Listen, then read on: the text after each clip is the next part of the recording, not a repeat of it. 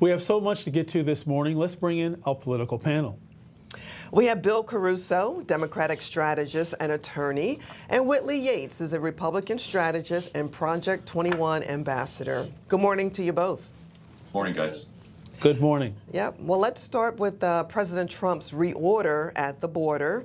Border czar Tom Homan on CNN yesterday responding to a question about fear among legal immigrants that they could get swept up in an ICE raid.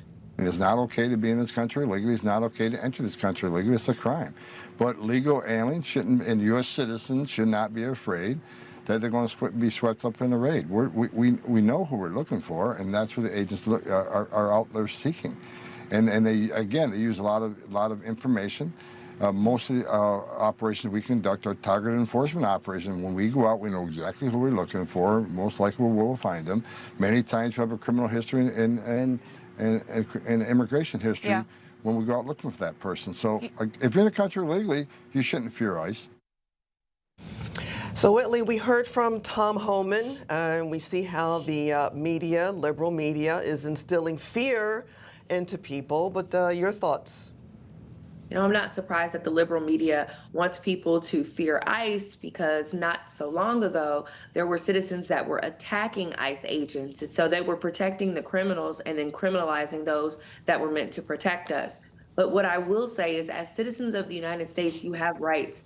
And it is because you're a citizen that you do have those rights. And so to have the fear that you would get swept up in an immigration raid is nonsensical because you are an American citizen. So let's quell those lies and those fallacies and those fairy tales, and let's get back to making it foundationally safe at our border.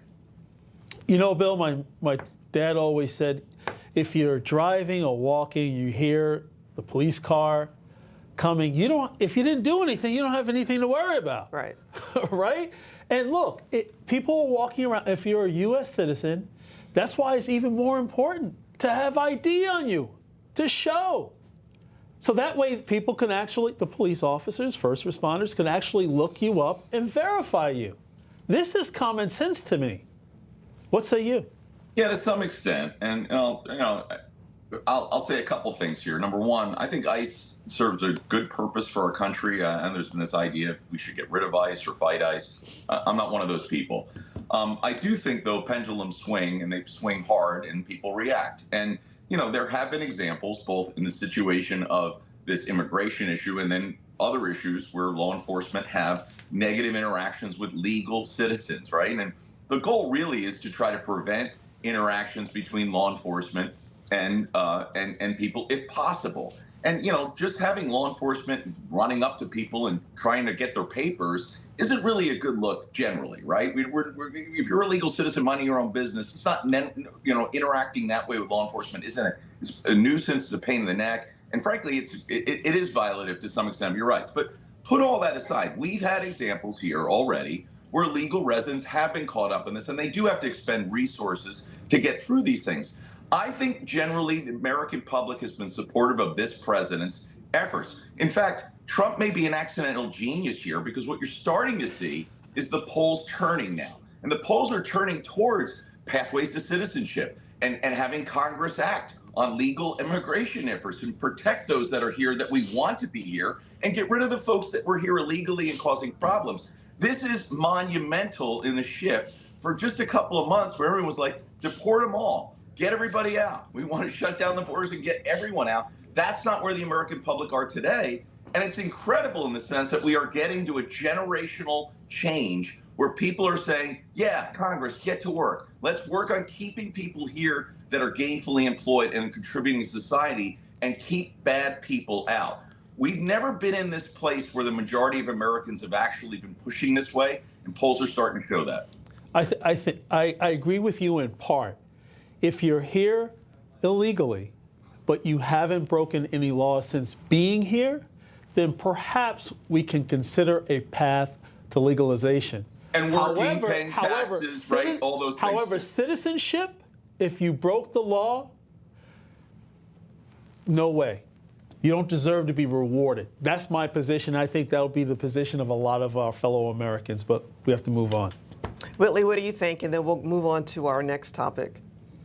I agree. I don't think we need to have any more criminals here. There's enough that's already here. So when it comes to you becoming a citizen and whether that is a possibility, it's the probability of whether or not you've committed a crime that should be substantially held before we give you any pathway to citizenship. Amen. So let's move on to another topic. Iran's foreign minister saying over the weekend his country would greenlight resuming nuclear talks, only if the U.S. made assurances there would be no more attacks against his country. This is interesting. Do you think this is a good deal and a good compromise, Bill? We'll see. I mean, listen, dealing with Iran, regardless of who's dealing with Iran, whatever administration, is always dicey, right? These folks cannot be trusted. They have proven themselves to be anti-American, enemies of America, and enemies of peace in the world, right? They are the lead exporter of terrorism around the globe. So I'm happy to hear they're coming to the table. I think they don't have any other choice in the matter right now. And I don't know that we need to be bargaining with Iran. I think they need to be taking what we're delivering. Amen. Whitley, the word trust comes to mind when I hear Iran. What are your thoughts? We have had a very tumultuous history with them and not being able to trust what they said, and then also not coming to the table or waiting to come to the table too late. And I think in this case and situation, they messed around and they found out. They didn't think that President Trump was going to act, and he acted swiftly and quickly. Earlier than what he said. He was like, let's give it 2 weeks. Actually, I'm going to do it today because you were playing in America's face. So now that they're willing to come to the table, I'm not surprised that they want the bombs to stop. I'm not surprised that they're now looking to end the war, because it was us being a catalyst in making them come to the table. Now, I'm not saying trust them to babysit your children. I'm not saying trust them to go ahead and teach your children. But what we do need is for them to come to the table. We do need to have an Iran nuclear deal that is sustainable and something that we can rest on and rely on to know that they're not making nuclear weapons. You know, Bill, maybe I'm not good for politics, holding office, because I'm only going to talk so much. Then it's time to take action. And as far as we're talking about tables, setting the table, eating, reminds me of what my mama and my dad used to say.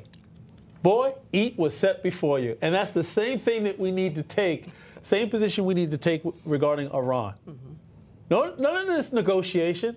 Here is the table.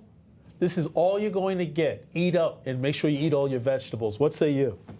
It seems to be working. And by the way, don't you worry about your political life. You seem to be doing fairly well here as the Newsmax ratings continue to climb. So keep going, brother.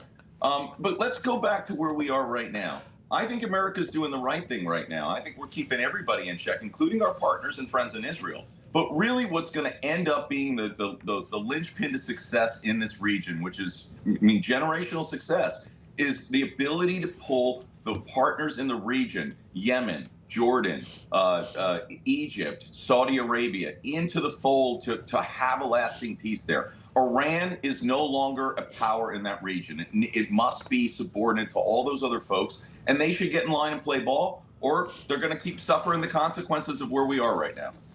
Exactly. Well, it sure is the Trump time agenda, not the auto pen, that's for sure. But we're going to move on to this. Russia.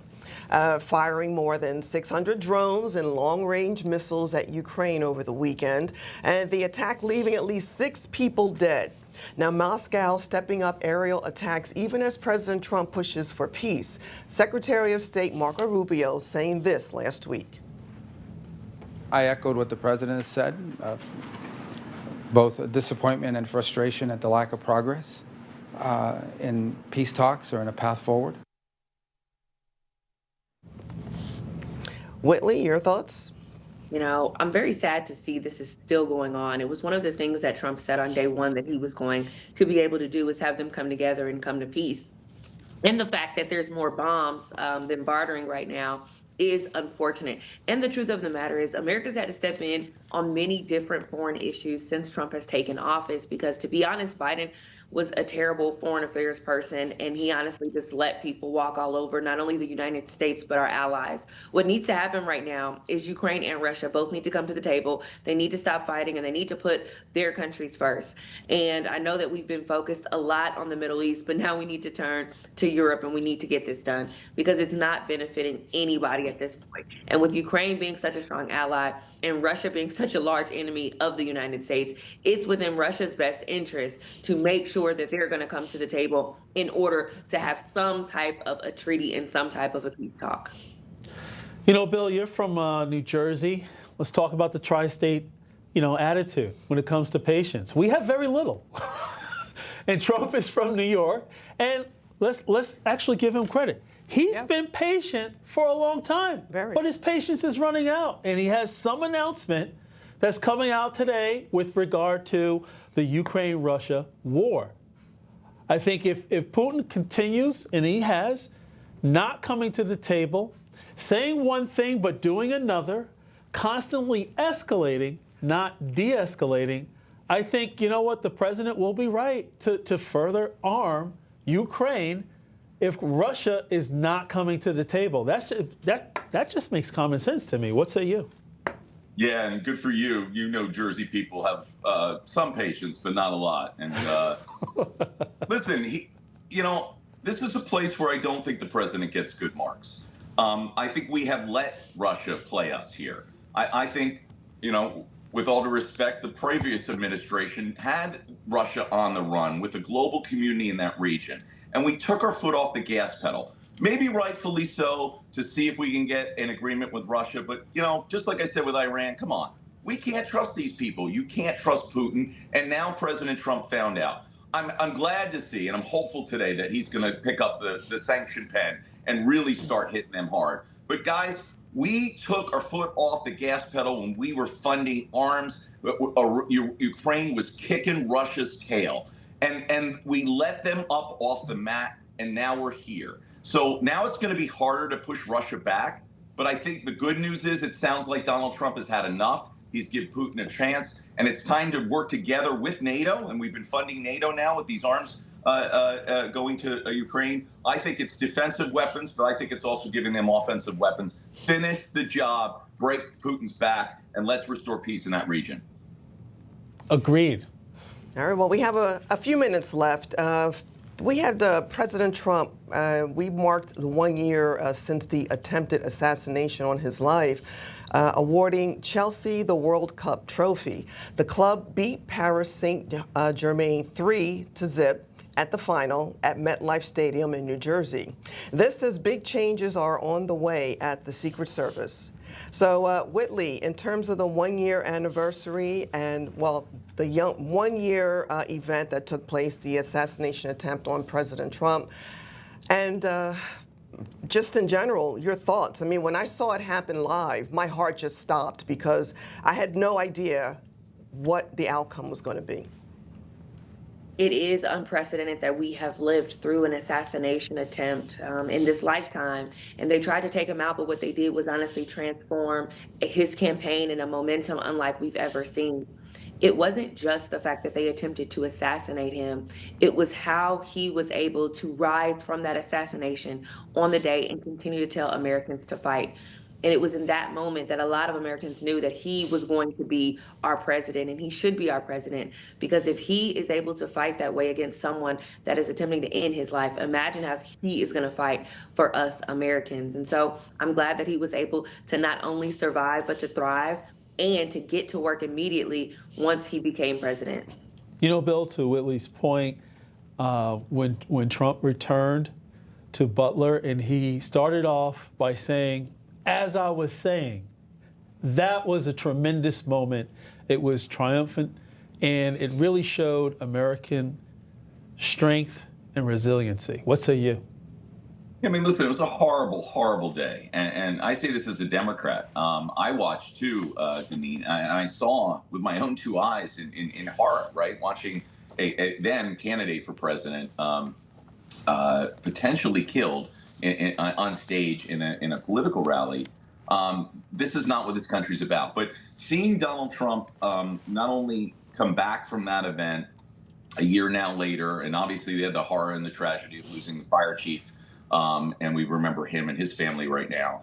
I think it is good for the country to see the moving forward, the change. But we still live in a very toxic political environment where these types of events are not surprising to us any longer. They continue to go on. They go on both sides of the aisle because of idiotic, stupid rhetoric from ignorant people that continue to stoke fear and violence. And it's on both sides. So the good news is, thank God, President Trump was okay. But the bad news is we just saw this happen in Minnesota recently, right? And we've seen this time and time again because of jerks who continue to perpetuate stupid rhetoric online and in other places. And that part we should call out on both sides every time we see it in every place we hear it. It is idiotic, stupid, and it is un-American.